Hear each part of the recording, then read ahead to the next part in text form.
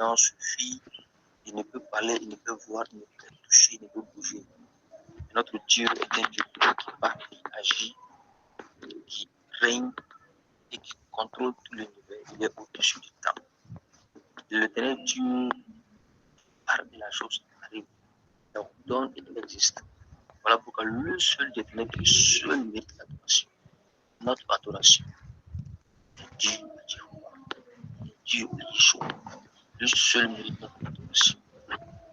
Le c'est de comprendre que c'est un commandement de Dieu d'adorer le Seigneur. L'importance de l'adoration est que c'est aussi une obéissance au Créateur. Nous l'adorons, nous l'obéissons à sa parole. Nous l'obéissons, nous le respectons, nous le vénérons, nous lui donnons une valeur qui est au-dessus de toute chose qui peut être valeur.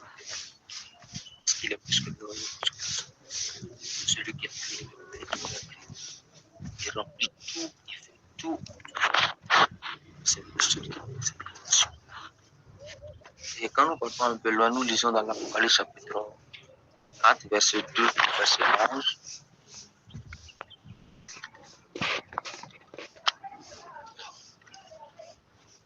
L'Apocalypse chapitre 4, verset 2 au verset 11.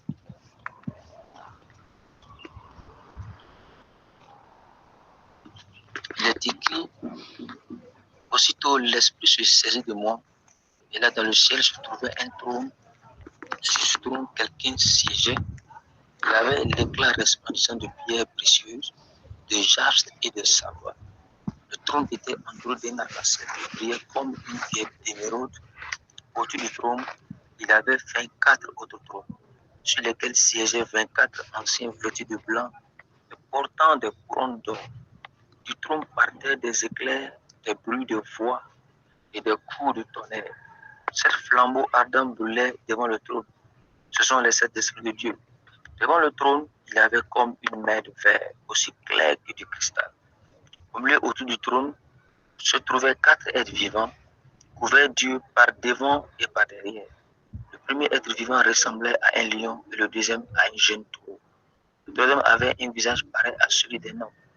Le quatrième ressemblait à un aigle en plein vol. Chacun des 4 êtres vivants avait 6 ailes, couvertes d'yeux par-dessus et par-dessous. Il ne cesse pas de chanter jour et nuit. Saint, Saint, Saint est le Seigneur Dieu Tout-Puissant, qui était et qui est et qui vient. Chaque fois que les 4 êtres vivants chantent pour glorifier, honorer et remercier celui qui siège sur le trône, celui qui vit pour toujours, les 24 anciens s'agenouillent devant celui qui siège sur le trône. Ils adorent celui qui vit pour toujours.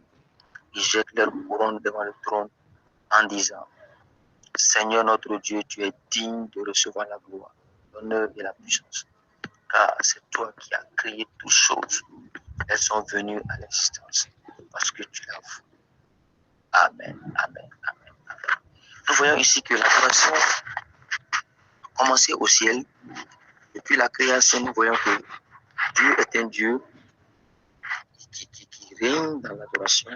Depuis la création, il a créé les anges, les a placés, les chérubins, les archanges, de façon classique, de façon ordonnée. Nous voyons bien que dans Ézéchiel, nous voyons que le temps où l'ennemi Lucifer, l'as brillant, a voulu, le fils de Dora a voulu s'égaler au Dieu créateur. Le fait qu'à chaque fois que les autres anges prosternent devant l'éternel armée, l'adorer, le glorifier, il a voulu s'en égaler. L'éternel Dieu qui ne partage pas sa gloire, qui est un Dieu jaloux, s'était irrité contre sa créature, ce qui a fait qu'il ait été précipité depuis le ciel sur la terre. Parce que c'est lui, seul Dieu, seul qui met de l'adoration. Dans l'Apocalypse 4, chapitre 4, verset 2, je crois, ce que nous venons de dire, nous trouvons là que ici les anges, les 24 vieillards, les 4 êtres vivants de la terre dans le ciel adorent Dieu créateur jour et nuit. Il adore en vénérant sa puissance, en vénérant sa gloire, en vénérant sa grandeur, en vénérant son immensité d'éclat de gloire dans le ciel. Il est vénéré, il est glorifié parce qu'il est le seul Dieu qui mérite cette adoration. Nous voyons là que les êtres dans le ciel adorent Dieu. L'être humain sur la terre créé à l'image de Dieu doit faire plus que cela. Car nous savons qu'une chose est claire, nous sommes plus que les anges. Parce que nous savons qu'un jour nous jugerons même les anges. Parce que les anges sont nos serviteurs. Les anges sont là pour obéir à nos ordres afin d'exécuter nos ordres sur la terre. Donc, créé à l'image de Dieu est plus chez les anges. Donc, l'être humain créé à l'image de Dieu est appelé à adorer le Dieu qui est Dieu, à le glorifier, à l'honorer, à le salmodier. Vous voyez là? Vous voyez ce qu'il dit? Il dit, Seigneur notre Dieu, tu es digne de recevoir la gloire, l'honneur et la puissance.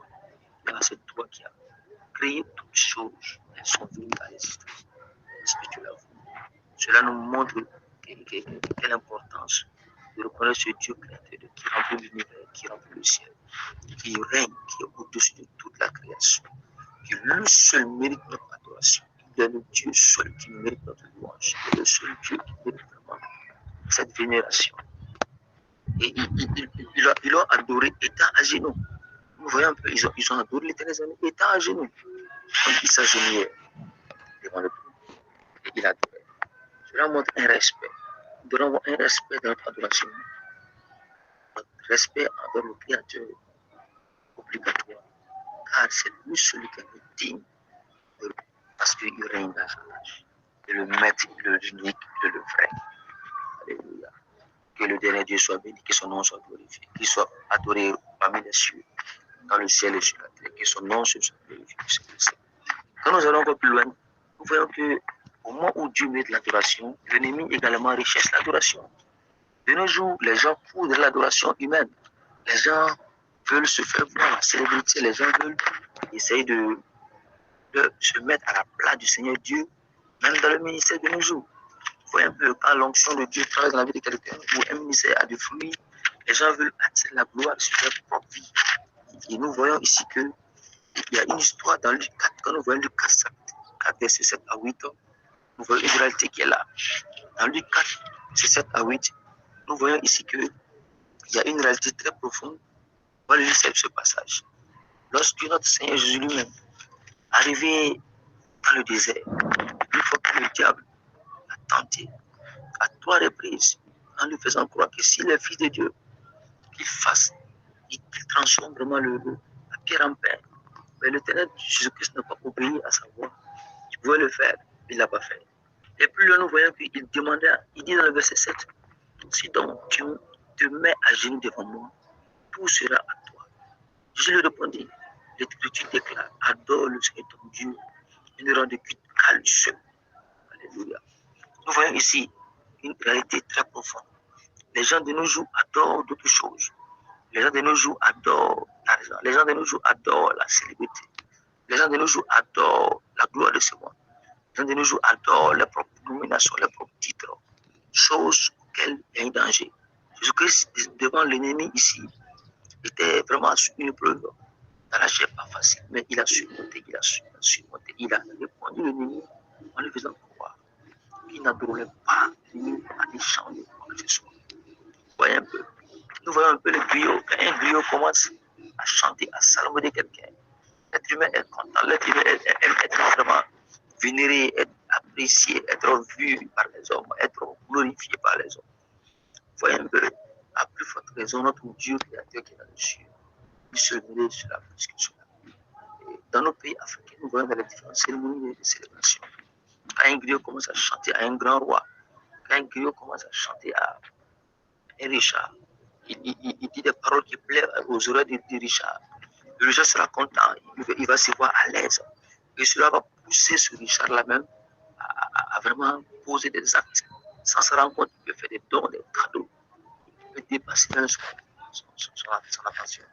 Vous voyez un peu, à plus forte raison, notre Dieu créateur qui est aussi content.